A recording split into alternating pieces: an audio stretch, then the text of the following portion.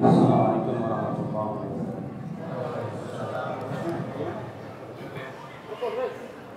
Alhamdulillah, nahmaduhu wa nasta'inuhu wa nastaghfiruh wa na'udzu billahi min shururi anfusina wa min sayyiati a'malina. Man yahdihillahu fala mudilla lahu wa man yudlil fala hadiya lahu. Asyhadu an la ilaha illallah wahdahu la syarika lahu wa asyhadu anna Muhammadan abduhu wa rasuluh. Qala Allah Ta'ala fi kitabihil karim, ya ayyuhalladzina amanu taqullaha haqqa tuqatih wa la tamutunna illa wa antum muslimun, amma ba'd. Bapak dan Ibu sekalian, alhamdulillah kita bersyukur atas limpahan karunia dan nikmat yang Allah berikan pada kita semuanya, terutama nikmat Islam dan nikmat iman. Dan pembahasan kita yang akan kita bahas tentang sifat suami dan sifat istri penduduk api neraka, ya kan ya? Tentunya ya akal Islam, pernikahan itu bukan hanya sebatas merasakan nikmatnya berhubungan seksual.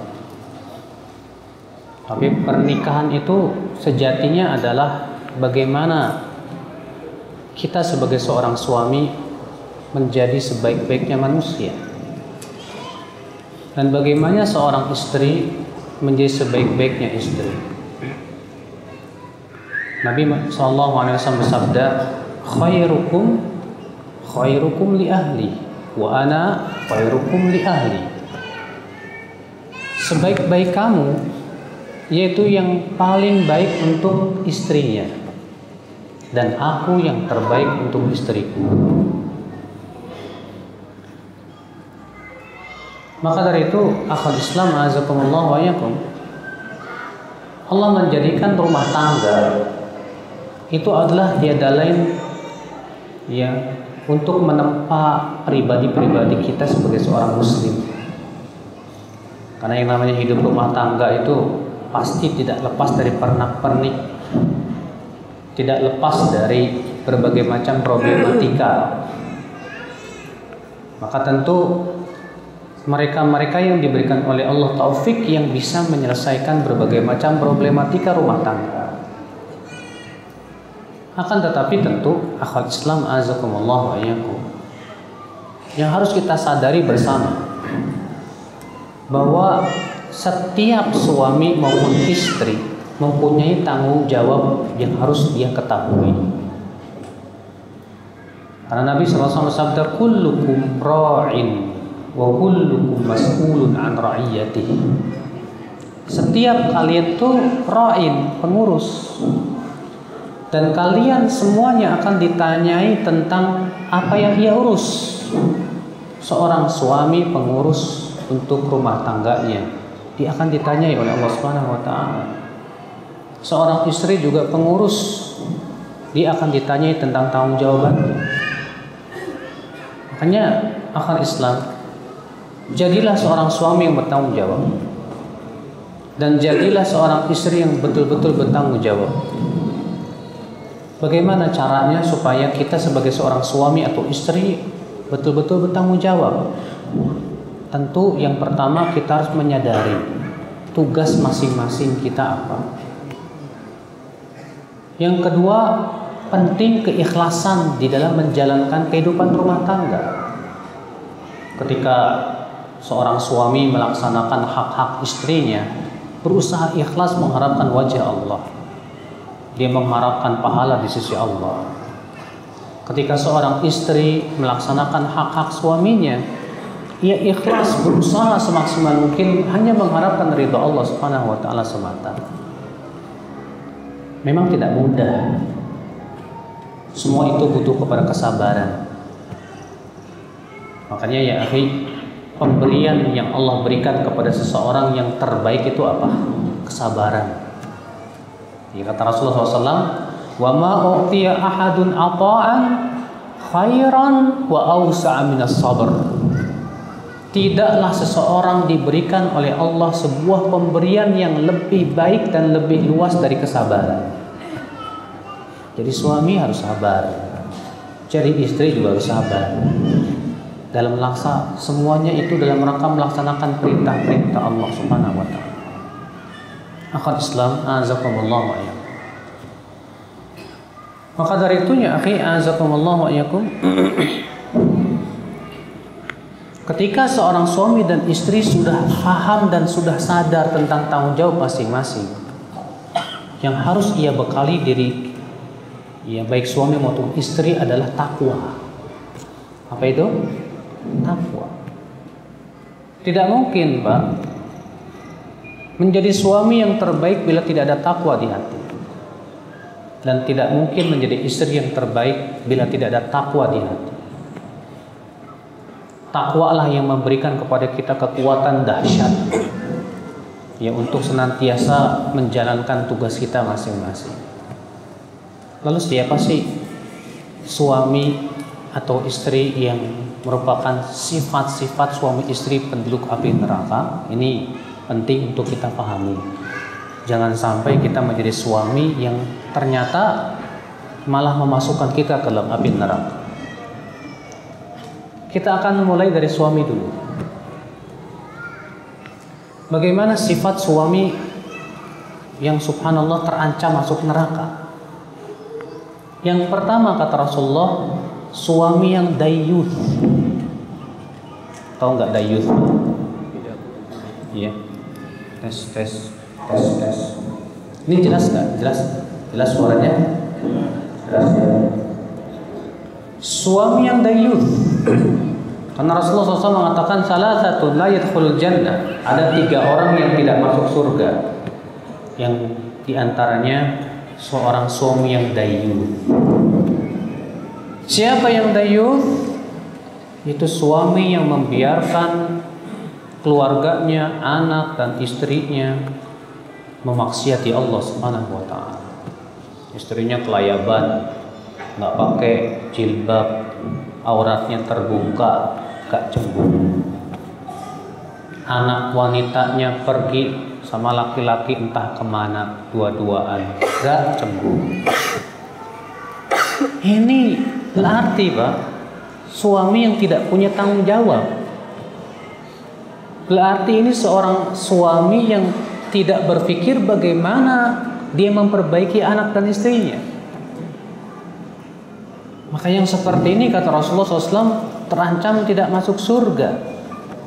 Ya, tidak masuk surga kata Rasulullah dayyuth. Suami yang dayyuth. Kadang Pak, ada jenis suami dia pengen istrinya itu menor di depan orang lain. Ada, Pak. Dia kalau pergi ke mall ya, istrinya suruh dandan kok, Pak. Mah, yang menor dong. Ya. Pas dia pergi ke mall, bangga istrinya kelihatan cantik. Bangga kalau laki-laki dan yang lain bisa melihat istrinya. Nih, istri saya cantik. La ilaha illallah. Ini orang nggak punya rasa cemburu namanya, Pak. Ya. Subhanallah. Sampai ada seorang akhwat mengadu ke saya, Ustadz, saya kalau diajak sama suami itu pasti disuruh pakai apa? Lipstick, disuruh ini. Kalau saya pakai jilbab lebar, dibilangnya, Pak, kamu kok kayak Batman sih? Batman katanya, Pak. Iya. Malu saya bawa kamu dalam keadaan seperti ini. Jadi rupanya dia malu istrinya itu berhijab. Dia malah bangga kalau istrinya terlihat seksi. Nah, ini namanya sifat suami yang dayyuth. Suami yang justru merasa senang istrinya dinikmati oleh laki-laki lain. La ilaha illallah. Bapak tahu tidak, Pak? Satu-satunya binatang yang membantu, ya, laki-laki lain untuk menzinai istrinya, binatang apa, Pak? Babi. Saya tidak katakan babi ya, Pak ya, tapi miriplah dengan sifatnya gitu. Nggak punya rasa cemburu. Maka dari itulah ya akhwal Islam, ya, seorang suami yang baik cemburu. "Hah, kok kamu keluar dalam keadaan pakai lipstik sih? Emang kenapa, Pi?" "Ya saya nggak mau kecantikan kamu dinikmati sama laki-laki lain. Saya maunya kecantikanmu hanya untukku saja, Ma. Tidak untuk orang lain." Begitu suami yang baik ya akhwal Islam, azakumullah ya.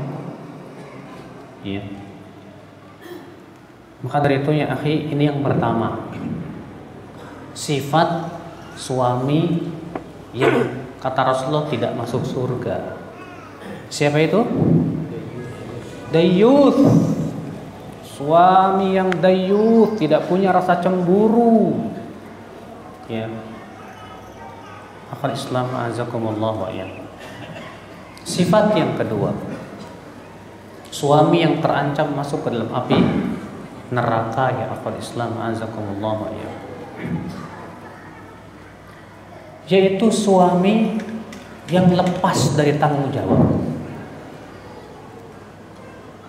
Karena Nabi mengatakan kullukum ra'in wa kullukum mas'ulun an ra'iyatih. Setiap kalian itu pengurus dan setiap kalian akan dimintai pertanggungjawaban terhadap kepengurusannya. Maka seorang suami akan dimintai pertanggungjawabannya oleh Allah pada hari kiamat. Bagaimana kamu sebagai seorang suami? Ini suami nggak punya tanggung jawab, Pak. Istrinya dibiarkan, Pak, nyari nafkah sendiri.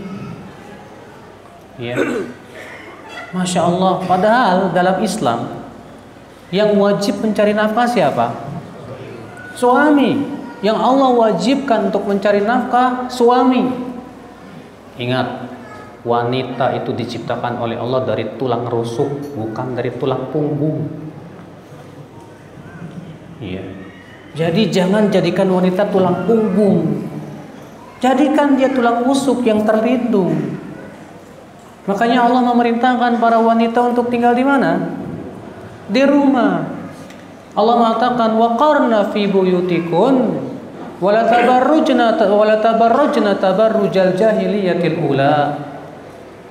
Wahai para wanita, tinggallah kalian di rumah-rumah kalian dan jangan kalian tabarruj sebagaimana tabarrujnya para wanita jahiliyah yang pertama. Allah menyuruh para wanita tinggal di rumah-rumah mereka. Kenapa? Karena keluarnya wanita fitnahnya besar. Rasulullah SAW mengatakan wanita itu tukbil bi arba wa tudbir bi samaniyah. Ya. Datang dengan membawa 4 setan, pergi dengan 8 setan. Ya. Fitnahnya besar perempuan itu, Pak. Makanya Allah memerintahkan wanita tinggallah di rumah. Laki-laki cari nafkah. Ini enggak kebalikan. Suaminya jadi bapak rumah tangga, sibuk di rumah, ya. Yang dia pikirin cuman burungnya. Bukan, maksudnya burung beneran loh, Pak. Jangan negatif lah pikirannya. Ya. Akhirnya dia nggak mau cari kerja. Males cari kerja. Ya. Ini orang nggak punya tanggung jawab ini. Maka dari itulah ya akhwal Islam azakumullah, suami seperti ini terancam masuk neraka. Kenapa? Karena dia lepas dari tanggung jawabnya sebagai seorang suami. Padahal itu diwajibkan oleh Allah Rabbul Izzati wal Jalal. Iya. Wajib. Kata Rasulullah SAW apa? Kafa bil mar'i ithman an yudayya man yaqut. Cukuplah bagi seseorang dosa dia menyia-nyiakan keluarga yang ia tanggung. Iya. Terkadang ada sebagian orang, Pak, sibuk berdakwah sana sini, keluarganya dicuekin. Gak mau cari nafkah buat keluarganya. Katanya buat apa? Saya mau dakwah. Dakwah bukan alasan untuk membiarkan suami istri dan anak tidak diberikan perhatian. Gak boleh. Rasulullah SAW pendakwah bukan? Rasulullah SAW dai tidak, Pak? Mubalik bukan Rasulullah SAW? Iya wallah. Tapi apakah Rasulullah SAW menyia-nyiakan istri-istrinya? Enggak. Justru Rasulullah SAW mengatakan cukuplah bagi seseorang dosa dia menyia-nyiakan keluarga yang ia tanggung hidupnya itu. Dosa itu ya, apa Islam azakumullah. Maka seorang suami harus punya tanggung jawab, Pak. Tanggung jawab dalam masalah harta ini. Tanggung jawab dalam masalah pendidikan. Karena seorang suami harus bisa membimbing istrinya, anaknya ke surga. Harus. Berarti kewajiban suami apa? Nuntut ilmu. Setiap laki-laki, setiap suami wajib nuntut ilmu, Pak. Bagaimana dia akan mengajarkan istrinya? Bagaimana dia akan mengajarkan anaknya kalau ia tidak punya ilmunya, Pak?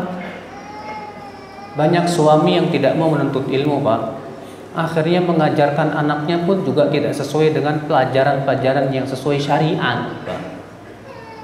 Anaknya makan pakai tangan kiri, bodoh amat. Anaknya nonton yang enggak-enggak, cuek. Anaknya nggak pernah diajarkan tentang bagaimana berhijab syar'i. Sehingga akhirnya apa? Si anak tumbuh dalam keadaan bodoh, tidak paham. Nanti akan ditanya oleh Allah, siapa? Orang tuanya oleh Allah. Mana tanggung jawab kamu sebagai seorang suami? Ya. Ikhwata Islam, azakumullah ya. Maka dari itulah ya akhi, ini sifat yang kedua. Suami yang terancam masuk neraka. Suami yang tidak punya tanggung jawab. Suami yang masa bodoh terhadap istrinya, terhadap anaknya. Ikhwata Islam, azakumullah wa iyyakum. Sifat yang ketiga. Tapi yang ketiga ini khusus kalau punya istri dua lebih, Pak. Jadi yang bapak-bapak yang masih satu kayak saya ini juga kayaknya nggak masuk, insya Allah. Apa itu? Suami yang tidak adil. Karena siapapun lelaki yang menikah 2, 3, 4, Allah wajibkan apa? Adil. Adil dalam apa? Cinta, bukan. Karena adil dalam cinta itu kata Allah nggak mungkin bisa. Allah berfirman, "Walan tastati'u an ta'dilu bainan nisa walau harastum." Ya, kalian tidak akan bisa berbuat adil di antara para istri-istri walaupun kamu berusaha. Kata para ulama maksudnya, kamu tidak bisa adil dalam masalah cinta dan jima. Ya. Akan tetapi adil yang dimaksud yang pertama pembagian malam. Pembagian apa? Malam. Maaf Pak ya. Banyak ikhwan kita itu kalau nikah lagi diam-diam, nggak mau ketahuan istri pertamanya. Ya enggak? Banyak itu Pak. Akibatnya apa yang terjadi? Akibatnya sering tidak bisa adil dalam pembagian apa? Malam. Ya. Istri keduanya cuma dikunjungi seminggu sekali, bahkan terkadang sebulan sekali. Itu pun juga petak umpet sama istri pertamanya. Bohong-bohongan lagi, seringnya bohong gitu kan. Jadi kayak meong, Pak. Ya. Ya akhwal Islam ini nggak benar, Pak. Makanya Rasulullah SAW memang kita pernah mendengar Rasulullah SAW nikahnya diam-diam. Hah? Pernah nggak Rasulullah lakukan itu? Tidak pernah. Memang kita mendengar para sahabat nikahnya diam-diam. Nggak pernah. Kalau antum nikahnya diam-diam, saya jamin antum nggak bakal bisa adil loh Pak. Iya. Maksud saya Ustadz, saya nikahnya nggak izin istri dulu. Nanti setelah izin baru minta maaf. Emang sih Pak. Iya. Ada Ustadz ngomong ke saya, Ustadz, minta izin tuh lebih susah daripada minta maaf. Maksudnya apa Ustadz? Udah nggak usah minta izin, baru nanti minta maaf. Oh, kalau saya orangnya nggak tegaan Ustadz. Ya kalau nggak tegaan nggak bakal bisa poligami. Ya udah deh nggak apa-apa, muwahid aja muwahid. Ikhwata Islam, azakumullah ya. Pembagian malam. Yang kedua, pembagian dalam nafkah. Harus adil. Ini istri pertamanya rumahnya gedong. Istri keduanya ngontrak. 3 petak lagi. Iya. Ini nggak benar juga, Pak. Maka dari itulah, kalau dia memang tidak punya kemampuan harta, ngapain pengen kawin lagi? Ada Pak, ikhwan Pak, ya, udah yang nyari nafkahnya istrinya, dia nggak nyari nafkah, kawin lagi. Waduh, gimana coba? Sampai istrinya datang ke saya bilang, Ustadz, gimana suami saya ini? Yang nyari nafkah selama ini saya, udah gitu dia kawin lagi. Ya, gimana coba Ustadz? Boleh nggak saya minta cerai? Kata saya, Bu, kalau suami memang tidak bertanggung jawab seperti itu, silahkan ibu minta cerai kalau ibu nggak tahan. Tapi kalau ibu bersabar itu lebih baik, insya Allah. Ikhwata Islam, azakumullah wa iyyakum. Nah, ya akhi, antum-antum yang niat pengen kawin lagi nih ya, jangan lupa. Kalau mau, oh Pak Ustadz, ini kan sunnah Ustadz. Betul. Tapi kan di antara sunnah pernikahan juga terang-terangan. Kata Rasulullah SAW apa? Perbedaan antara nikah syar'i dengan nikah zina, dorbun bidufuf, memukul rebana. Artinya kata para ulama, diiklankan. Bukan sembunyi-sembunyi. Kalau sembunyi-sembunyi bukan nggak sunnah itu Pak, nggak sunnah. Jadi kalau pengen menegakkan sunnah harus sesuai dengan apa? Sunnah. Bapak ini kayaknya mau kawin lagi nih Pak.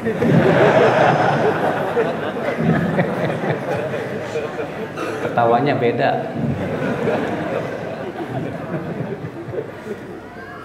Iya Pak. Kalau saya mah bukannya takut Pak, kasihan. Beda tipis ya. Iya.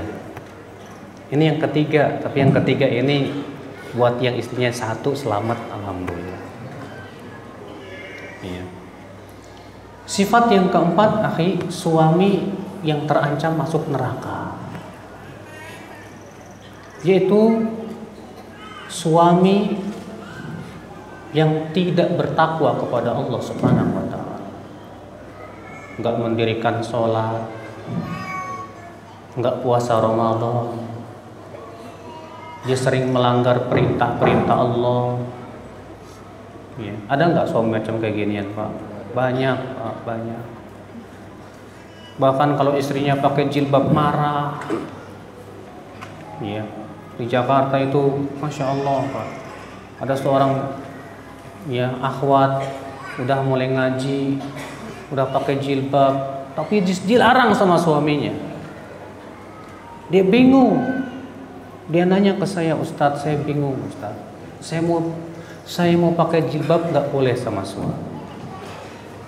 Mana yang harus saya pilih? Apakah saya memaksiati suami, saya dosa? Atau bagaimana? Saya bilang, Bu, siapa yang lebih ibu cintai? Allah dan Rasulnya atau suami ibu? Ya Allah lah saya lebih cinta Ustaz. Ya sudah, pilihlah Allah. Insya Allah mudah-mudahan Allah gantikan dengan yang lebih baik. Kabarnya sih udah dicerai Pak, jadi janda. Ada yang minat nggak?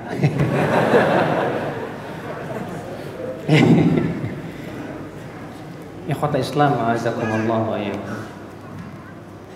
Ya. Ini suami yang nggak bertakwa kepada Allah ini. Ada suami Pak, masya Allah, dibangunin sama istrinya, Mas, bangun sholat subuh, marah-marah. Ya. Ada suami jenis suami seperti ini, akhwat Islam. Wah, ini mengerikan sekali. Ini malah petaka buat seorang istri.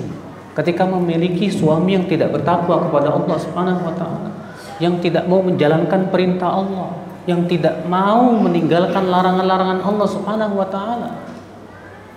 Makanya berbahagialah seorang istri yang ternyata alhamdulillah menjalankan perintah, menjauhi apa? Larangan. Tapi maaf sih, Terkadang ada model istri yang terlalu berlebihan, Pak.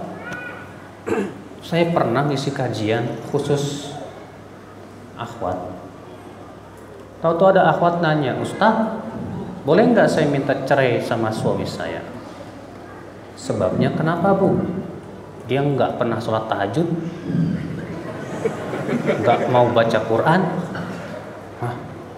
Saya tanya, "Maaf Bu, suami ibu sholat 5 waktu nggak?" "Sholat Ustaz, rajin ke masjid sih." "Ngasih nafkah sama ibu nggak?" "Ngasih." "Terus gara-gara nggak tahajud ibu minta cerai?" La haula wala quwata illa billah. Ini keterlaluan. Ya, nggak benar. Sebaliknya, suaminya juga keterlaluan, Pak. Dan ini wallah, ini saya bukan mengada-ngada, Pak, benar. Ya. Ada seorang suami datang, udah tua lah, tua bapak nih.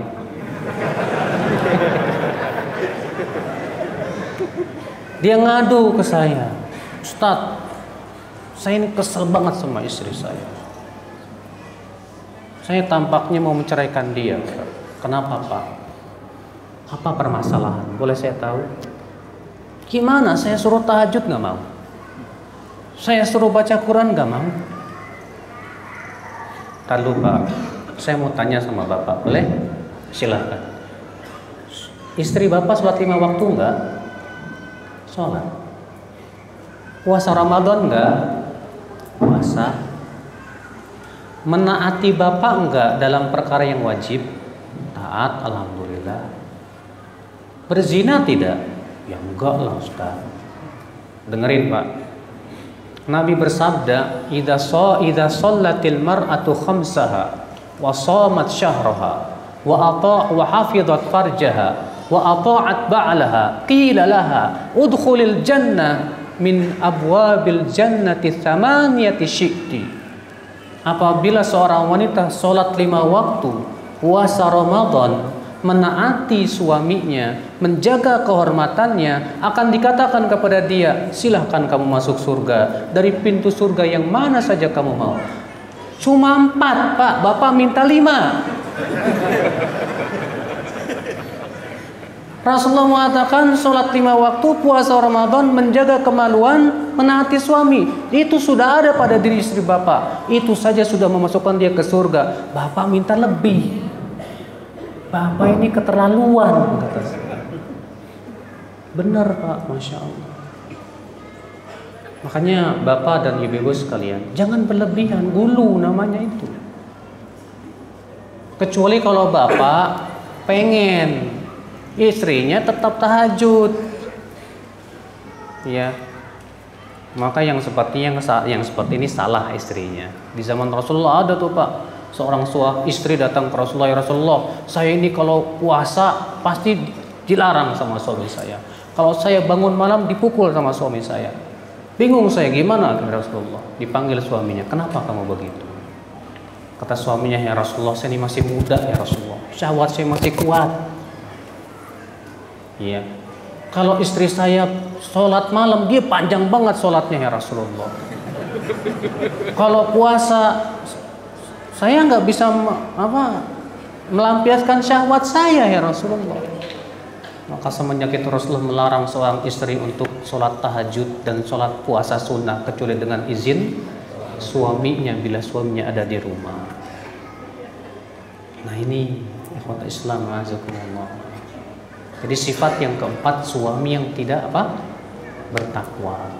Sekarang istri. Siapa istri calon penduduk api neraka? Yang pertama, yaitu istri yang melupakan kebaikan-kebaikan suaminya yang banyak hanya karena kesalahan 1 dan 2. Sebagaimana Imam Bukhari dan Muslim meriwayatkan bahwa Nabi Shallallahu Alaihi Wasallam bersabda, "Uritun nar, aku diperlihatkan oleh Allah api neraka. Fa idza aktsaru ahlihan nisa." Ternyata kebanyakan penduduk api neraka itu wanita, kata Rasulullah. Yakfurna, mereka kafir. Kemudian seorang wanita berkata, "Ya Rasulullah, maksudnya kafir kepada Allah?" Kata Rasulullah, "Bukan. Yakfurnal ashir idza ahsana ahadukum ila ihdahunna ad-dahr, thumma ra'at minka syai'an qalat ma ra'aitu minka khairan qatt." Apabila salah seorang dari kalian sudah banyak berbuat baik kepada istri, kemudian gara-gara satu atau dua kesalahan, si istri berkata, "Aku belum pernah melihat kamu berbuat baik sedikit pun juga." Hilang kebaikan-kebaikan suami yang banyak hanya karena kesalahan 1, 2, 3. Maka ini sifat istri penduduk api neraka. Masya Allah. Makanya wahai para istri, kalau kamu melihat suamimu berbuat salah, ingatlah kebaikan-kebaikan dia.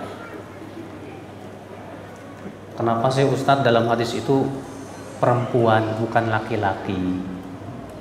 Karena laki-laki biasanya lebih dominan akalnya Pak daripada perasaan.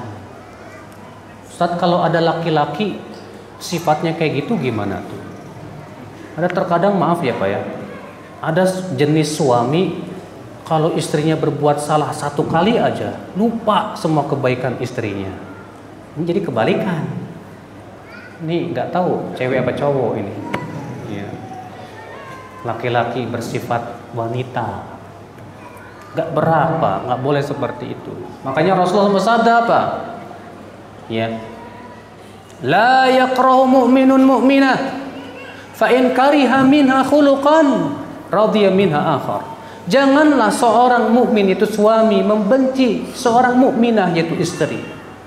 Kalau ia tidak menyukai satu sifat yang ada pada istrinya, ia masih suka sifat yang lainnya. Artinya, kalau kita melihat kekurangan pasangan kita, jangan fokuskan pikiran kita kepada kekurangan itu, tapi fokuskan kepada sifat dia yang kita suka. Oh, saya ini nggak suka istri saya sifatnya begini, tapi saya masih suka sifatnya begini.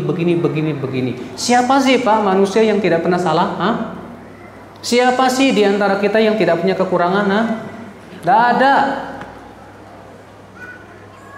Saya pernah Pak, ada seorang pemuda datang dan berkata, "Ustaz, boleh saya bertanya?" Silakan.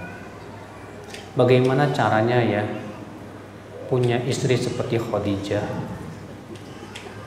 Saya bilang, caranya kalau kamu sudah seperti Rasulullah. Ya iyalah, kamu pengen seperti Khadijah, sementara kamu kayak Abu Lahab, gimana? Enak aja ente itu. Nggak bisa ya. Maka dari itu, ya wahai para istri, jangan berharap bahwa suamimu itu akan terus sempurna dan berbuat baik. Dia, lihatlah, suamimu itu bagaikan sebuah pepatah, sepandai-pandainya tupai melompat, jatuh juga. Ya, suamimu itu sama dengan pepatah, tak ada gadi yang tak retak. Dia manusia yang tak lepas dari kekurangan, wahai istri. Kalau kamu melihat kekurangan yang ada pada istrimu, pada suamimu, jangan kamu pikirkan dan fokuskan pada kesalahan dan kekurangan dia.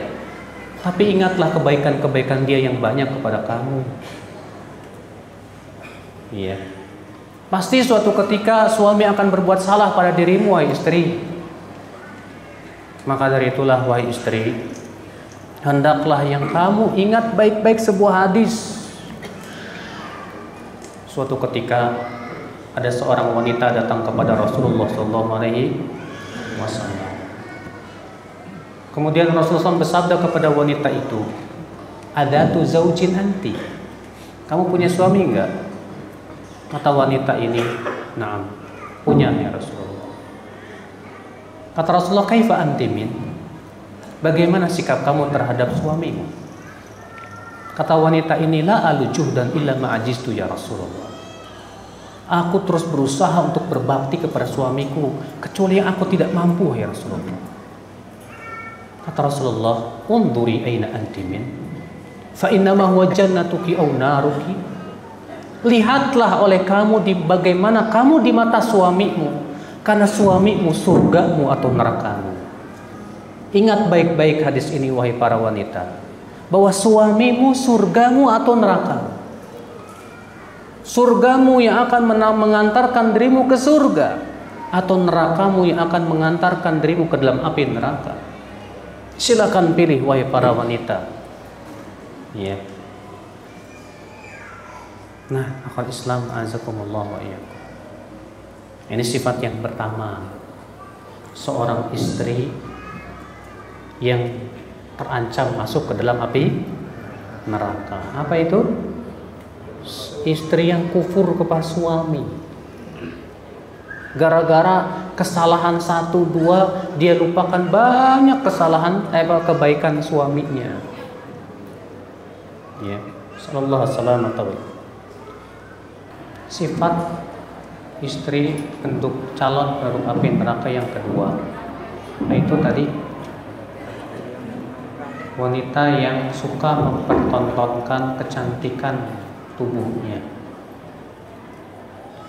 Kata Rasulullah SAW, ada 2 kelompok termasuk penduduk api neraka. Di antaranya sudah saya sebutkan tadi, nisaun kasiyatun ariyatun ma'ilatun mumilat ruhusuhunna ka'adnibatil bukh. Wanita-wanita yang berpakaian tapi telanjang, berlenggak-lenggok, dan rambutnya bagaikan punuk-punuk unta. Kata Rasulullah, la yadkhulnal jannah, mereka tidak masuk surga. Wala yajidna rihaha, dan mereka tidak mencium bau surga. Wa inna rihaha latujad ya min masirati kada wa kada.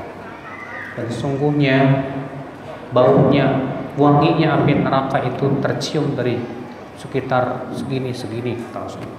Atau riwayat 40 tahun. Subhanallah, ikhwata Islam azakumullah wa iyyakum. Ini ada jenis wanita senang sekali, Pak, mempertontonkan kecantikan tubuhnya. Dalam hadis ini kata Rasulullah apa? Wanita itu berpakaian tapi telanjang. Apa maksudnya berpakaian tapi telanjang? Ada 2 makna. Makna yang pertama, tipis sehingga kelihatan dalamannya. Atau yang kedua, kesempitan. Ya, itu kaos adiknya kelas 5 SD dipakai juga itu. Sampai terlihat tonjolan-tonjolannya, bentuknya. Orang nyebutnya sekarang apa katanya? Celana pensil. Mungkin nanti ada celana pulpen. Ikhwatul Islam azakumullah ya. Lihat Rasulullah SAW mensifati wanita itu berpakaian tapi telanjang. Gimana kalau ternyata gak pakaian sama sekali? Subhanallah ya akhwat Islam. Mungkin kalau di Samarinda jarang kayak ginian ya. Saya selama di sini jarang gitu, nggak kayak di Jakarta. Pak Jakarta mah, pusing. Saya punya teman itu baru ke Jakarta. Dia bilang apa? Pusing saya di sini. Kenapa? Nunduk melihat paha. Nggak nunduk melihat dada. Merem kelewat.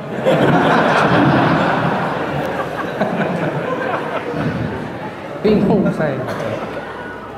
Emang Masya Allah, fitnahnya luar biasa dahsyat. Masya Allah, ikhwatul Islam azakumullah. Ini dia. Wanita-wanita calon penduduk api neraka itu seperti itu ya. Ya, disuruh menutup aurat tak mau. Senangnya mempertontonkan kecantikannya, auratnya, insyaallah diumbar oleh dia. Maka ini sifat yang kedua daripada sifat wanita penduduk api neraka itu wanita yang suka mengubar syahwat, wanita yang suka mempertontonkan aurat. Ya. Cuma di situ ada sedikit penjelasan ya. Di situ dalam lafaz hadis tersebut dia tidak masuk surga dan tidak mencium bau surga. Apa maksudnya kekal dalam api neraka? Enggak. Kalau dia wafat di atas keislaman, la ilaha illallah, dia tidak mencium bau, tidak masuk surga, artinya untuk sementara waktu. Dia akan dicuci dulu dalam api neraka sehingga ketika telah bersih dari dosa-dosanya baru dimasukkan ke dalam surga. Ya. Karena keyakinan Ahlussunnah wal Jamaah Pak, pelaku dosa besar itu tidak kekal dalam api neraka. Siapapun dia yang wafat di atas la ilaha illallah pasti masuk ke surga, pasti. Suatu ketika dia akan masuk ke dalam surga. Ikhwatal iman, a'azzakumullah wa iyyakum. Sifat yang ketiga daripada wanita-wanita penduduk api neraka, ikhwatal iman, a'azzakumullah wa iyyakum, yaitu wanita-wanita yang mereka itu tidak peduli dengan batasan-batasan Allah Subhanahu wa taala. Tidak peduli dengan perintah-perintah Allah Subhanahu wa taala. Sebagaimana tadi laki-laki disebutkan dia tidak mau sholat. Ini juga ada jenis wanita seperti itu, Pak. Mau sholatnya malas, mau melaksanakan perintah-perintah Allah juga malas, senangnya melakukan larangan-larangan Allah Subhanahu wa taala. Ada wanita, Masya Allah Pak, cadaran loh Pak, jilbabnya jilbaber Pak, tau nggak? Jilbab ngeleber gitu Pak, besar. Tapi lisannya itu Pak suka gibah. Kalau kumpul senangnya gibah sana, gibah sini, sampai ustadznya pun digibahin. Padahal kata Rasulullah SAW, sebutkan dalam hadis, Rasulullah SAW pernah melewati kuburan. Lalu Rasulullah bersabda, sesungguhnya mayat yang ada di kuburan ini sedang diadab oleh Allah Subhanahu wa taala. Satu riwayat 2 kuburan. Adapun yang pertama kata Rasulullah, fakana yamshi bin namimah. Yang pertama diadab gara-gara suka mengadu domba. Dalam lafaz Imam Ahmad dengan lafaz fakana yaktabun nas. Adapun yang pertama dia suka sekali menggibah manusia. Dan sebetulnya namimah dengan gibah itu bedanya dikit. Kenapa? Karena setiap namimah pasti gibah. Setiap yang namimah mengganu domba pasti apa? Gibah, pasti. Ini menunjukkan Pak bahwa orang yang menggibah itu terancam diadab dalam kuburnya oleh Allah Subhanahu wa taala. Maka para wanita janganlah suka sekali untuk membicarakan aib-aib orang lain.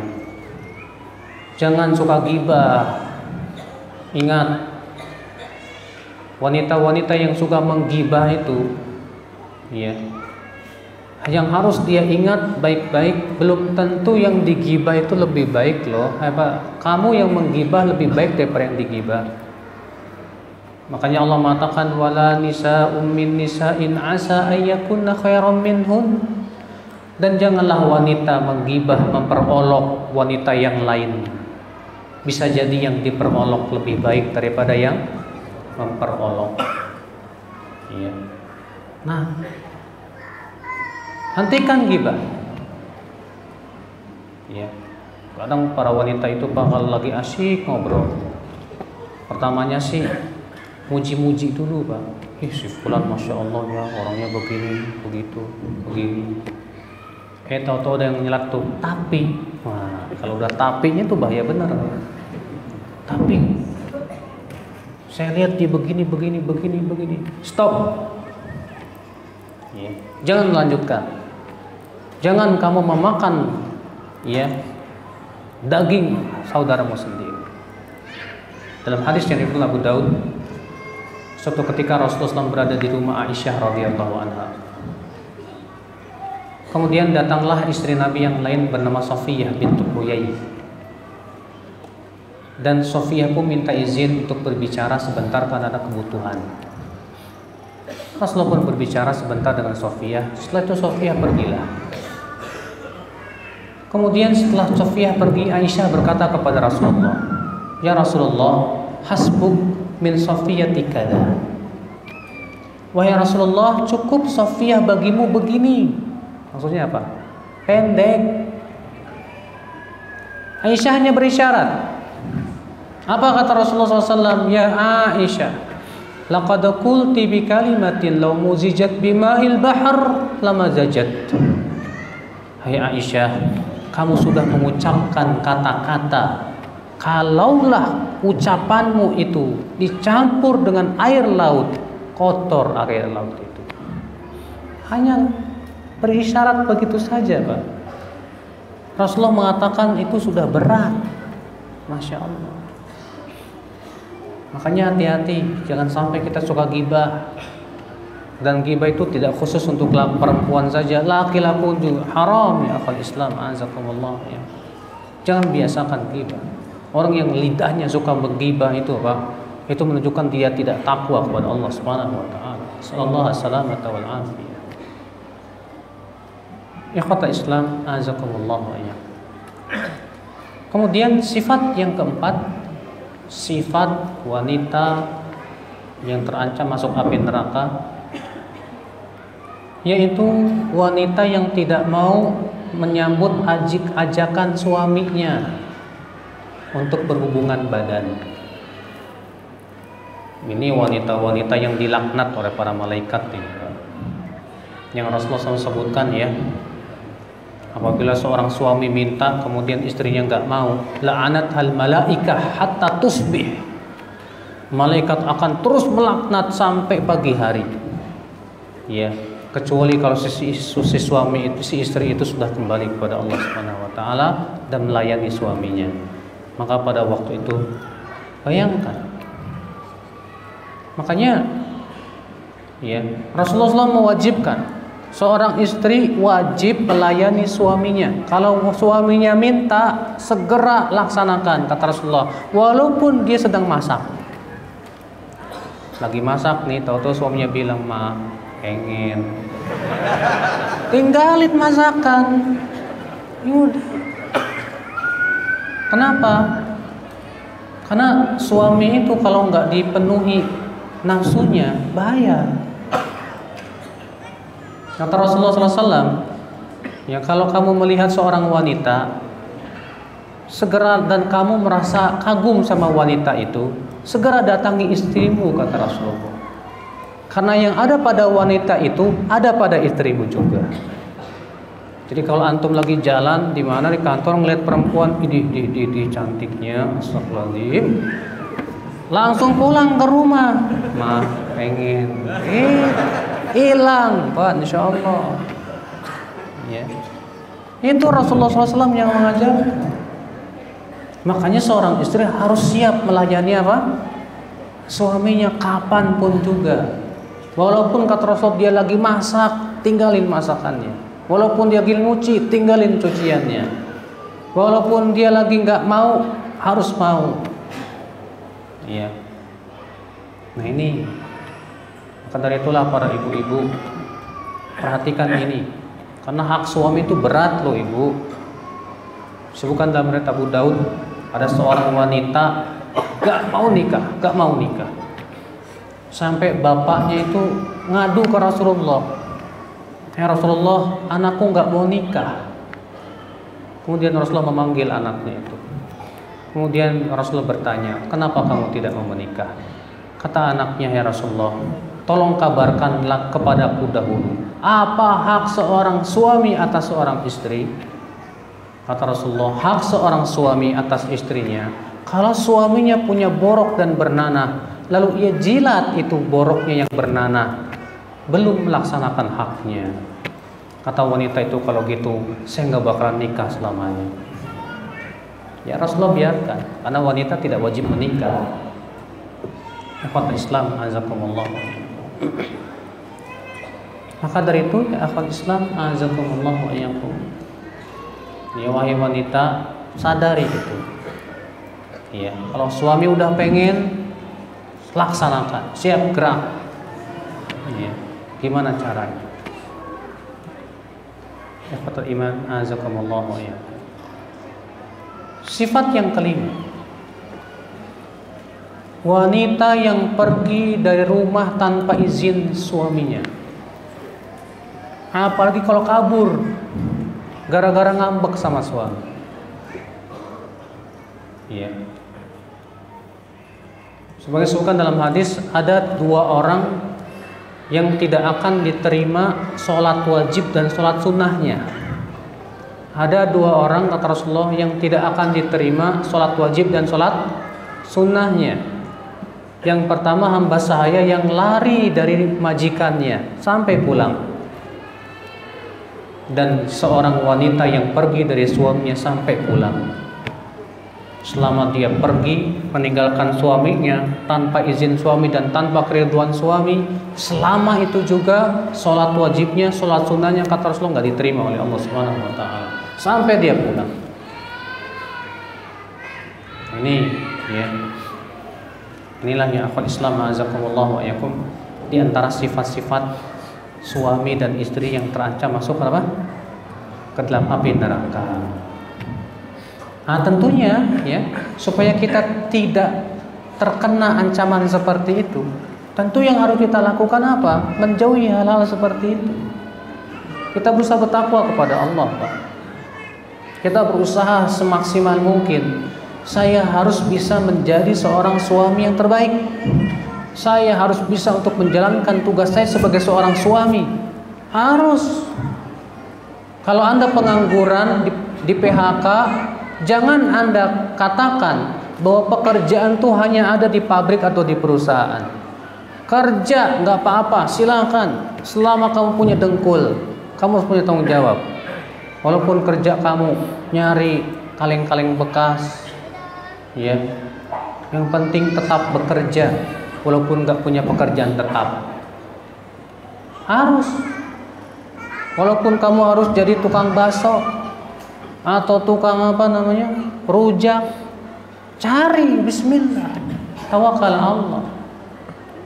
Karena ini tanggung jawab seorang suami besar di sisi Allah Subhanahu Wa Taala.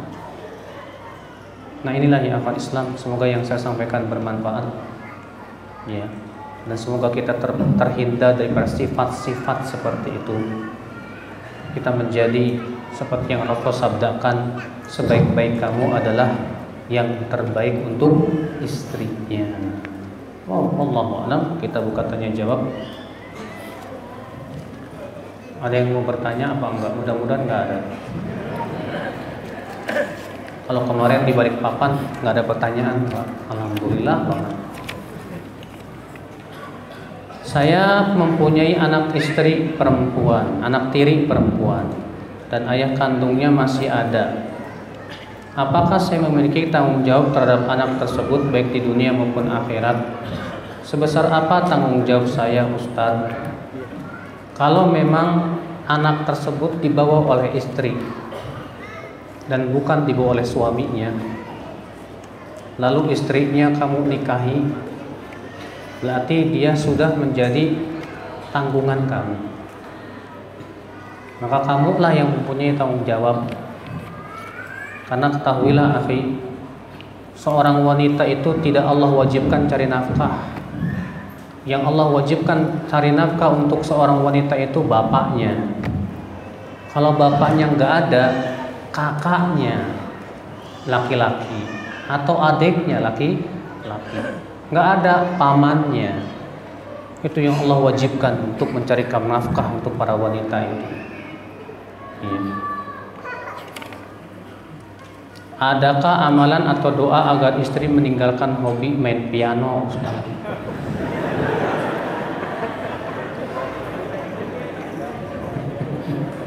Pak,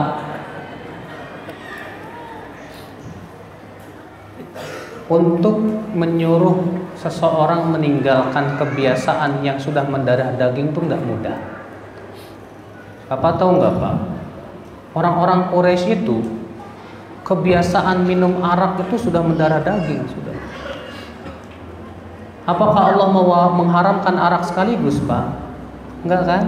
Enggak. Bertahap. Yang Allah turunkan tentang ayat-ayat surga dan neraka dulu. Aisyah mengatakan dalam sebagian disebutkan dalam riwayat Bukhari, adalah yang pertama kali turun dari Al-Quran tentang surga dan neraka. Kalaulah yang pertama kali turun jangan mencuri, barangkali kami tidak akan meninggalkan pencurian. Kalaulah yang pertama kali turun jangan berzina, mungkin kami tidak akan meninggalkan perzinahan. Kenapa? Akidah belum ada. Rasa cinta kepada Allah belum kokoh. Rasa takut kepada Allah belum muncul. Makanya yang harus kita kuatkan akidahnya dulu. Akidahnya. Coba putar pikiran Anda, bagaimana supaya istri saya kenal sama Allah? Bagaimana supaya istri saya itu bisa mencintai Allah, takut kepada Allah Subhanahu wa taala? Nah, ini dulu ya. Tempat akidahnya, kuatkan dia. Nanti insya Allah Pak, kalau dia sudah akidahnya sudah mulai kuat, cintanya kepada Allah sudah bersemi di hatinya, rasa takutnya sudah ada di hatinya, insya Allah dia akan tinggalkan Pak. Tinggal bawain dalil, nih dalilnya nggak boleh gini. Mudah dia untuk sami'na wa ata'na. Tapi kalau akidah belum ada susah. Makanya lihat Rasulullah SAW selama di kota Mekah berdakwah kepada tauhid, kepada akidah. Hasilnya luar biasa enggak? Setelah ketika Allah perintahkan hijrah.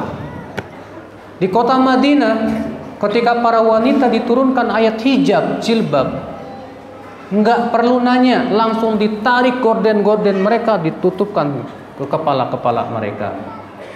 Coba di zaman sekarang, ya antum bilang ke perempuan yang nggak pakai jilbab, neng pakai jilbab, panas. Kenapa? Akidah belum ada, rasa takut kepada Allah belum muncul. Makanya yang harus kita tanamkan ini dulu nih, akidah dulu, tempat dulu akidahnya. Insya Allah Pak, kalau akidahnya sudah kuat, kokoh, rasa takutnya kepada Allah kuat, mudah dia untuk sami'na wa ata'na insya Allah.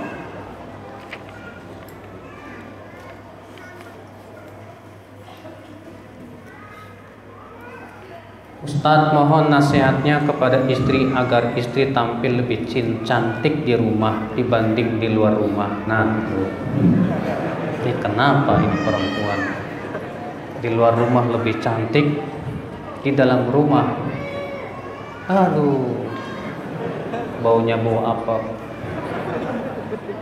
Iya, nggak karuan. Hai istri, emangnya kecantikan kamu buat siapa sih? Iya. Coba antum tanya baik-baik kepada istrimu itu. Ma, boleh nggak saya nanya? Apa Ma? Emangnya kecantikan kamu buat siapa sih? Ya buat papa lah. Benar. Iya. Tapi kok kamu di luar lebih cantik daripada di dalam? Iya. Ya masa malu atuh Pak, saya masa keluar dalam keadaan gimana? Ya bukan apa-apa sih Ma, kan dilarang sama Allah. Coba baik-baik Pak ngomongnya yang lembut gitu Pak. Perempuan tuh maunya dilembutin, jangan dikasarin. Karena kata Rasulullah SAW, wanita itu tercipta dari tulang apa? Rusuk. Tulang rusuknya yang mana? Yang paling bengkok, itu yang paling atas. Ya, kata Rasulullah, fa innahunna khuliqna min dhila'. Para wanita itu tercipta dari tulang rusuk. Wa inna a'waja syai'in min ad-dhila' a'lah. Dan tulang rusuk yang paling bengkok yang paling atas. Fa in dhahabta tuqimah kasarta. Kalau kamu paksa untuk lurus, patah. Kalau kamu biarkan tetap bengkok. Caranya bagaimana? Fastausu bin nisa'i khairan. Berwasiat baik kepada dia, berlemah lembut kepada dia. Memang sifat tulang begitu Pak. Maaf ya sedikit melenceng. Di Jepang Pak, dan di Amerika sekarang ya, untuk mengobati tulang yang bengkok itu sekarang itu menggunakan apa sih, pegangan yang halus ya. Itu lama-lama lempeng Pak, bener. Saya punya guru herbal, Abu Muhammad Faris namanya. Beliau mengobati orang yang tulangnya bengkok. Cuma beliau gini-gini kan aja, setengah jam lurus Pak, demi Allah. Ini sedikit selingan aja. Artinya Rasulullah SAW mengatakan wanita itu tercipta dari tulang apa? Bengkok. Kalau kita kasarin, patah. Kalau kita biarin, bengkok. Caranya gimana? Berbuat baik kepada wanita. Berbuat baik. Perempuan itu kalau terus kita berbuat baik, dia akan berterima, senang sama suaminya. Apapun yang dikatakan oleh suami akan didengar insya Allah. Maka dari itulah ya akhwat Islam, azakumullah wa iyyakum. Ya. Nah, sedikit demi sedikit lah. Masa di rumah kamu begini sih dandannya? Yang minor apa, Ma? Iya. Masa coba bayangkan, Ma. Papa tiap hari itu keluar kantor ngelihat yang menor-menor di luar, Ma. Nanti kalah loh, Ma. Iya. Coba baik-baik ngomong sama istri, mudah-mudahan dia mau paham, mau sadar. Iya. Nah ini Pak, kadang kan istri itu di rumah nggak mau dandan, bisa jadi karena suaminya nggak mau perhatian, cuek sama istrinya. Jadinya si istri itu mau dandan pun juga, ngapain suami saya nggak merhatiin saya? Kalau saya dandan juga nggak pernah muji. Iya. Coba deh. Terkadang ada jenis suami Pak, terlalu banyak permintaan sama istri itu. Tapi tidak pernah sekalipun suami memuji istri. Terkadang istri itu butuh pujian Pak. Iya.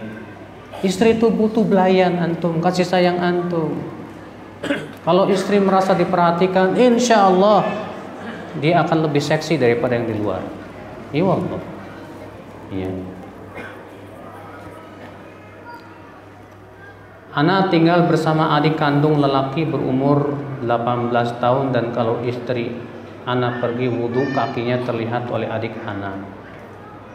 Apakah istri Ana berdosa? Kenapa tinggal satu rumah? Gak bagus seperti ini. Karena istrimu itu bukan mahram dia. Dan Rasulullah bersabda, Alhammu al-maut. Adik ipar itu kematian. Maksudnya kematian kenapa? Karena orang tidak sadar, dia anggap remeh.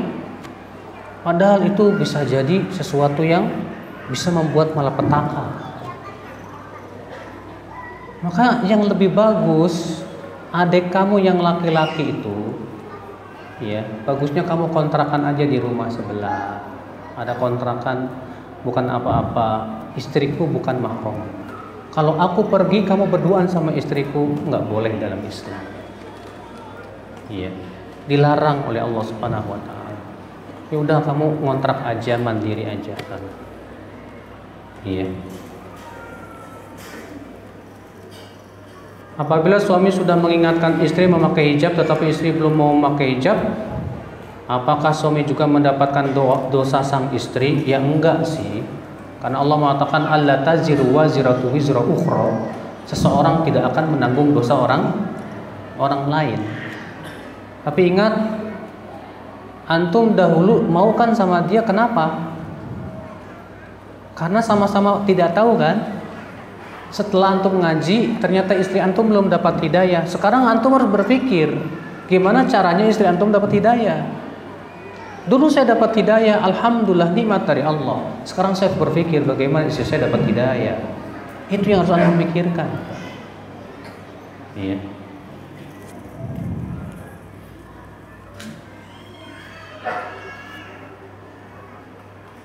Siapa yang meriwayatkan hadis dua orang yang tak diterima sholat wajib dan sholat sunnah Imam Ahmad dalam musnadnya?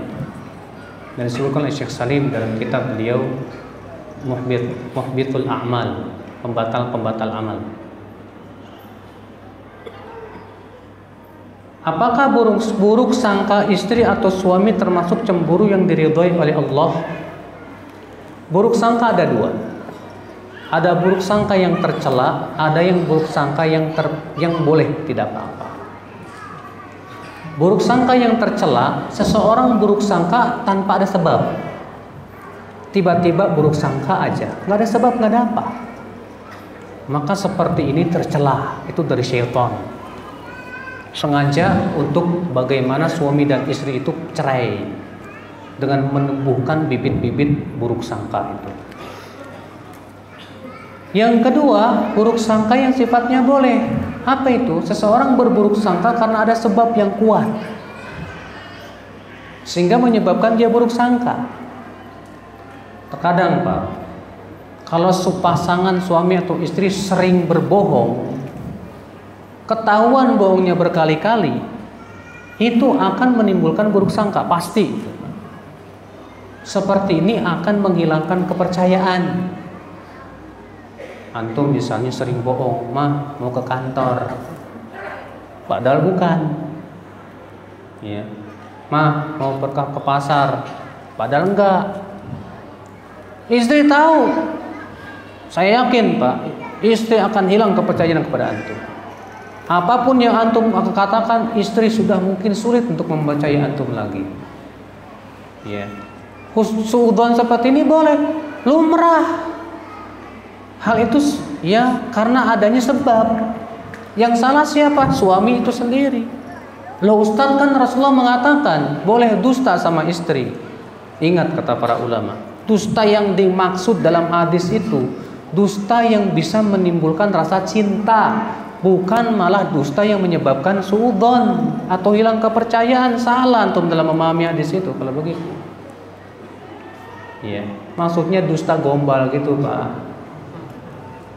Iya, suaminya, istrinya datang udah masakin, padahal masakannya nggak enak. Antum bilang, ih enak ya mah ya, padahal mah enggak. Boro-boro dah. Dusta, nggak apa-apa.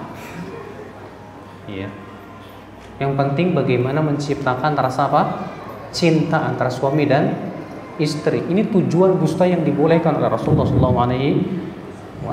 Ikhwatul Islam, azakumullah. Ini.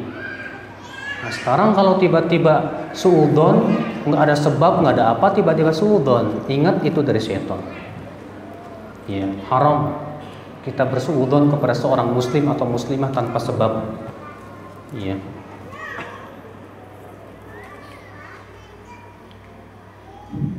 ASWRWB.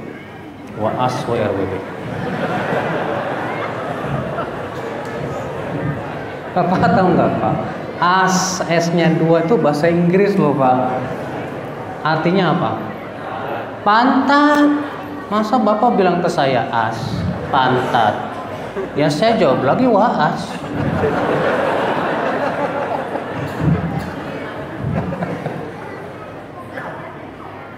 Ustadz, apakah kesabaran seseorang itu ada batasnya Ustadz dalam menghadapi suatu masalah yang berhubungan ketidakharmonisan dalam rumah tangga? Salah besar kalau ada orang berkata sabar ada batasnya. Salah Pak. Allah memerintahkan sabar dalam Al-Quran, emang ada batasnya? Gak ada. Ya. Sabar itu sampai meninggal dunia. Sampai apa? Sampai meninggal dunia, itu sabar. Kita harus sabar di atas sholat, zakat, puasa, menaati Allah, menjauhi perintah, menjauhi larangannya sampai meninggal dunia. Tapi Ustadz, masalahnya istri saya ini Ustadz, sudah saya nasihatin berkali-kali dengan baik, dengan lembut, dengan berbagai macam cara, tetap aja maksiat. Apa saya harus bersabar terus? Kita katakan tetap kamu harus bersabar di atas ketaatan kepada Allah, tapi sabar kamu beda. Loh kok bisa gitu? Kamu kan tujuannya untuk menaati Allah kan? Berarti kamu harus sabar di atas ketaatan kepada Allah. Kalau ternyata kamu punya istri yang malah menyeret kamu kepada maksiat dan menyebabkan kamu tidak sabar di atas ketaatan kepada Allah, ganti. Ya. Kan disebutkan dalam hadis, di antara orang yang tidak diijabah doanya, suami yang punya istri yang akhlaknya buruk tapi tidak diceraikan. Akhlaknya buruk. Ya. Kalau sama laki-laki ngobrol-ngobrol berdua-duaan, pokoknya akhlaknya buruk. Kitanya enggak, cuek aja, enggak mau peduli. Ini bisa-bisa doa kita tidak didengar oleh Allah Subhanahu wa taala. Makanya ya akal Islam azakumullah ya. Sabar itu tidak harus dengan bersikap diam. Yang jelas sabar itu harus sesuai dengan tuntunan syariat. Antum sabar menghadapi istri, udahlah saya sabar mau dakwahi aja. Mudah-mudahan suatu ketika didapat hidayah. Masya Allah, alhamdulillah.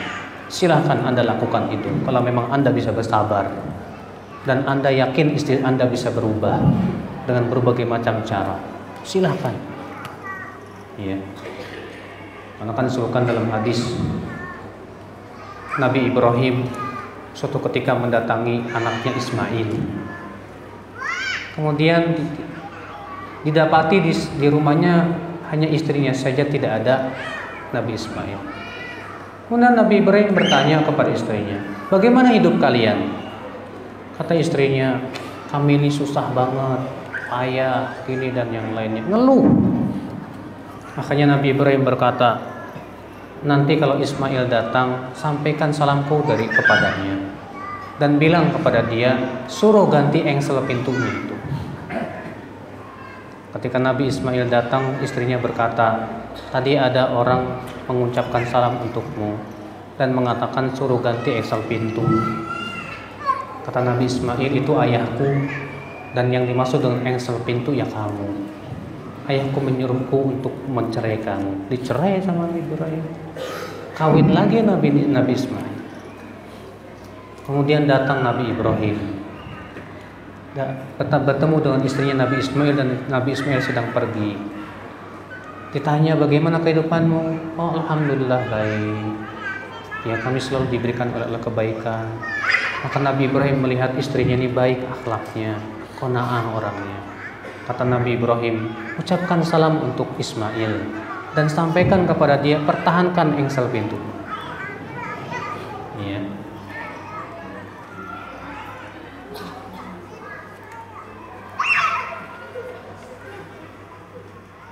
Assalamualaikum Ustadz, bagaimana nasihat buat ibu-ibu yang suka nonton film India?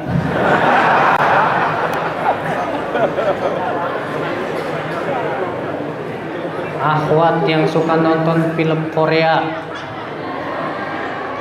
ikhwan yang suka nonton film kartun Naruto. Nih Bu, Pak, dengerin. Emangnya kalau nonton kayak gituan dapat pahala nggak sih? Dapat pahala nggak? Enggak. Kalau habis nonton kayak gituan bertambah ilmunya enggak? Enggak. Nambah imannya enggak? Enggak. Terus nonton gitu ngapain? Ya buat senang-senang aja Ustadz. Jogetnya tuh loh Ustadz. La ilaha illallah. Ittaqillah. Apa kamu tidak takut nanti kamu malah ya lebih menyenangi yang seperti itu? Kenapa kamu tidak jadikan Rasulullah sebagai suri tauladan kita?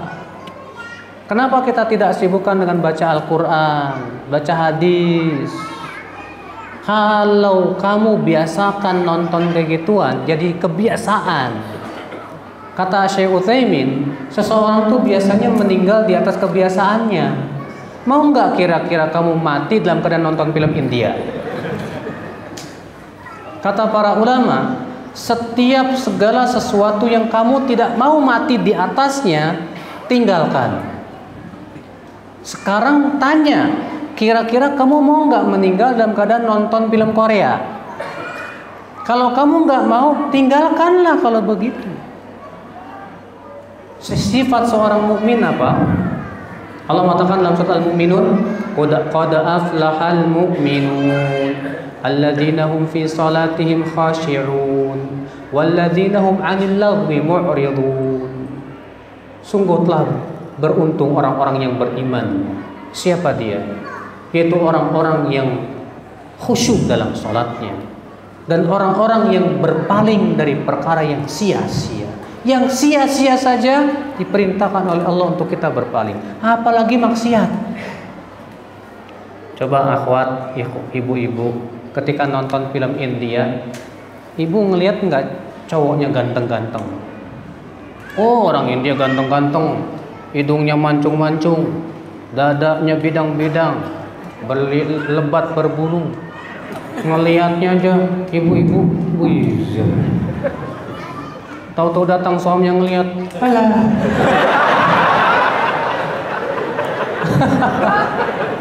Setidaknya berkurang itu, ya, bahaya. Maka suami juga jangan biarkan. Mah, kamu nonton apaan? Film India.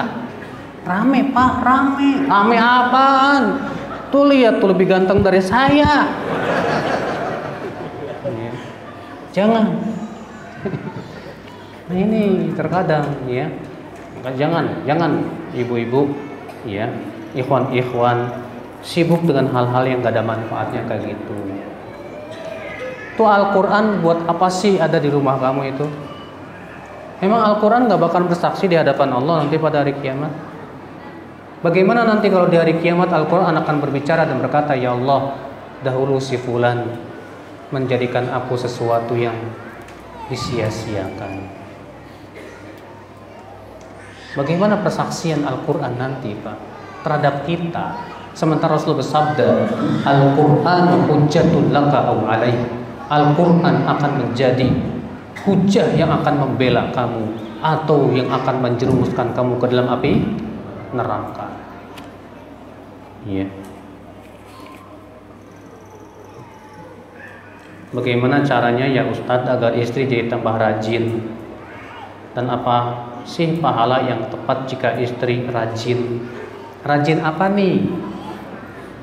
Ya, rajin maksudnya ya rajin buat beres-beres, rajin ini dan itu. Pak, Ibu, sifat malas itu bukan sifat seorang Muslim. Seorang Muslim itu harus apa? Semangat hidupnya. Kata Rasulullah, ihris ala ma yanfa'uk wasta'in billah wala ta'jaz. Semangatlah pada setiap yang bermanfaat untuk hidupmu. Ya. Minta tolong kepada Allah, jangan lemah, jangan malas. Tuh seorang Muslim. Istri, kamu nyuci piring pahala loh. Kamu nyuci baju pahala buat kamu. Semua bernilai sedekah. Kamu ngepel pahala buat kamu, sedekah insya Allah. Iya. Kamu menyuapkan makanan ke anak kamu, pahala di sisi Allah Subhanahu wa taala. Jangan sia-siakan pahala itu. Kemalasan gak ada manfaatnya. Gak layak seorang istri untuk malas. Maka dari itu hai istri, semangatlah kepada setiap yang bermanfaat insya Allah. Jangan malas-malasan. Demikian pula suami, jangan malas-malasan. Tapi terkadang Pak, terkadang ya Allah ciptakan manusia kan berpasang-pasangan. Istrinya rajin, suaminya malas. Atau kebalikan, suaminya malas, istrinya apa? Suaminya rajin, istrinya malas. Itu suka seperti itu, Pak. Iya. Jarang sekali yang dua-duanya masya Allah giat dan rajin. Iya. Maka dari itu, kalau kita mendapatkan pada diri kita bahwa kita malas, jangan ridho kita ini malas. Karena malas itu bukan sifat seorang muslim. Sifat muslim yang dianjurkan oleh Allah dan Rasulnya, dia harus semangat dalam hidupnya, dalam setiap kebaikan-kebaikan. Harus gitu. Lalu bagaimana caranya Ustadz mengusir kemalasan? Ada beberapa tips. Yang pertama, sholat tahajud. Rasulullah SAW mengatakan, "Idza nama ahadukum, ya, fa inna syaitan yaqidu ala qafiyati ra'sihi salasa uqad." Apabila salah seorang dari kalian tidur, setan mengikat kepalanya 3 kali ikatan. Setiap ikatannya ada buhulnya.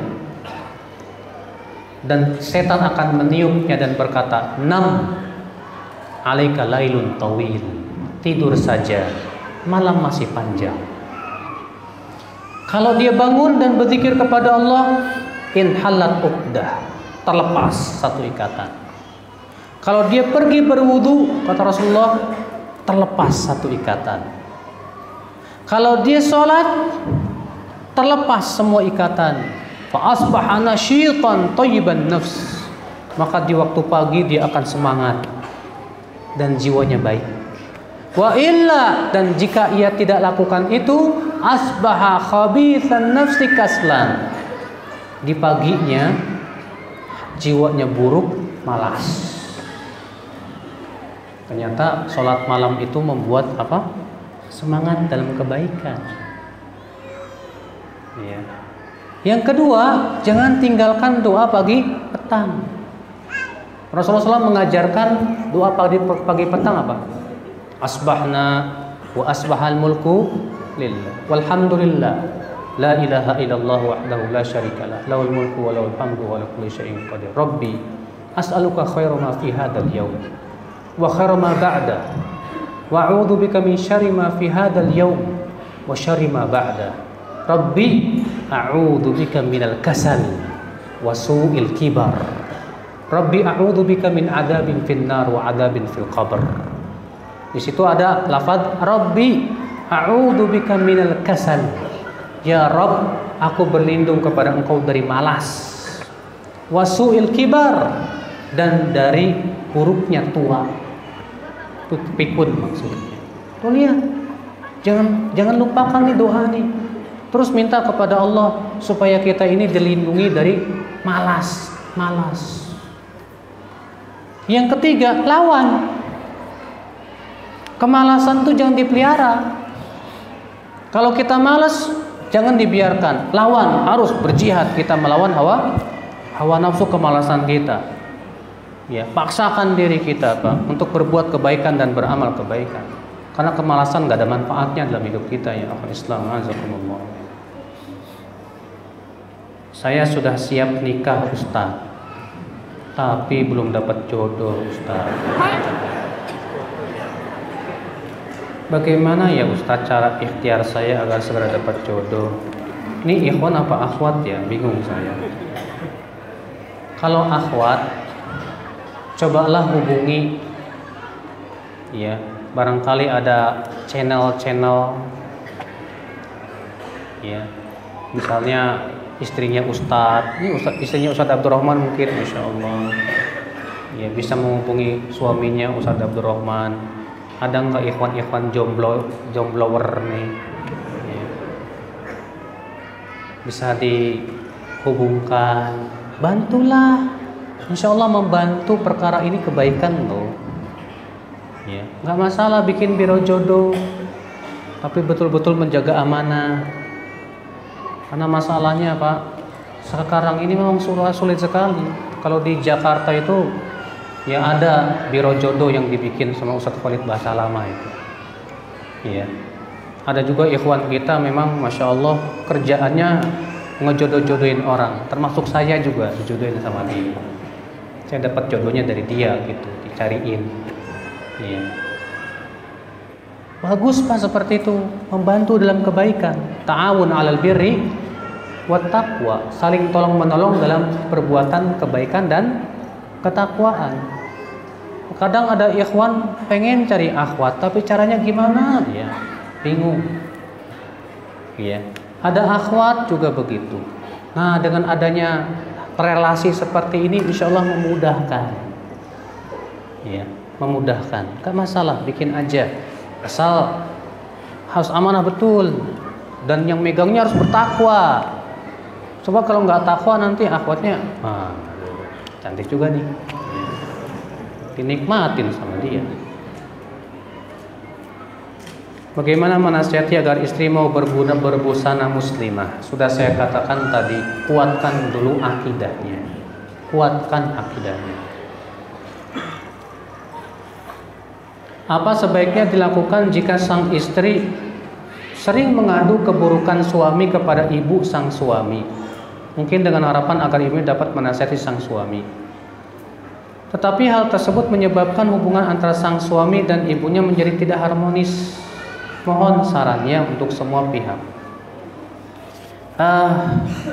Pertama, hendaknya seorang suami berlapang dada untuk menerima kritikan.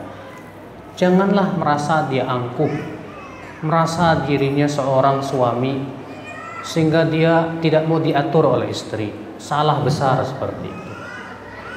Seorang mukmin adalah orang yang sangat berterima kasih kepada setiap orang yang mengingatkan kesalahannya. Siapapun dia, karena yang namanya kita kan Pak, nggak selamat dari kekurangannya nggak. Maka kalau ada orang yang melihat kekurangan kita, berterima kasih dong sama dia sebagai bahan untuk introspeksi diri. Makanya kata Imam Adz-Dzahabi, kalau kamu ingin mengetahui kesalahan dan kekurangan dirimu, gunakanlah mata musuhmu. Karena mata orang yang memusuhimu bisa melihat kekuranganmu. Dengan seperti itu kita bisa memperbaiki diri sendiri. Nah, istri ternyata ngadu terus sama ibunya. Karena nggak ada tempat pengaduan, siapa lagi ya dia harus mengadu? Ya, akhirnya mengadulah kepada mertua. Maka seorang suami ketika dia tahu istrinya mengadu, coba pikirkan baik-baik. Kenapa sih istri saya mengadu sama ibu saya? Mungkin selama ini kamu di hadapan istri bagaikan singa yang terlalu kejam, Mas. Sehingga si istri itu hanya bisa ketakutan saja di hadapan. Cobalah kalau kamu singa yang lembut. Suami, istri, seorang istri mungkin tidak akan sungkan untuk mengatakan kepada suaminya, Mas, mohon maaf saya bukan mau menggurui, tolonglah kamu begini-begini. Suami istri yang berani seperti itu bisa bicara dengan baik, itu artinya suami dan istri komunikasinya lancar.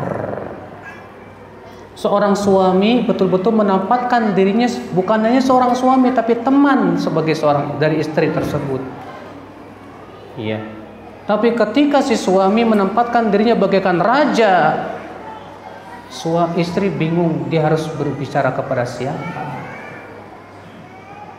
Maka dari itulah introspeksi diri coba. Kenapa kita salah? Bisa jadi kesalahan pada diri kita sendiri juga. Iya. Yang kedua, wahai istri, jangan sedikit-dikit ada permasalahan cerita ke orang lain. Itu bukan sifat seorang istri yang baik. Cobalah berusaha baik-baik, bicarakan sama suami atau pikirkan baik-baik apa yang cara yang terbaik untuk menyelesaikan setiap problematika yang ada pada rumah tangga.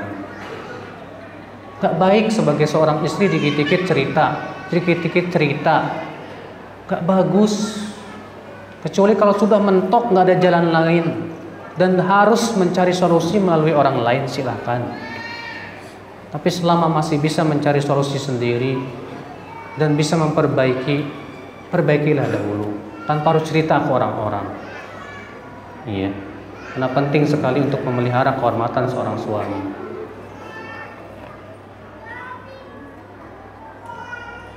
Bagaimana batasan ghibah? Semisal kita membicarakan suatu hal keburukan sifat orang lain untuk dijadikan pelajaran dalam diskusi suami dan istri, nggak boleh.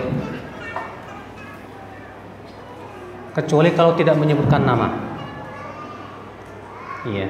Tapi kalau nyebutin nama, itu si Anu begini-begini, orangnya begini, tetap nggak boleh.